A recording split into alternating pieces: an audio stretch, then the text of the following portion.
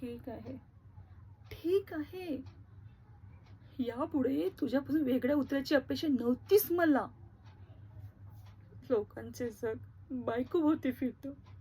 तुझ्या बाबतीत तुझी आई, तुझी बहीण, तुझा भाऊ, त्यांची मुलं भोवती फिरतं.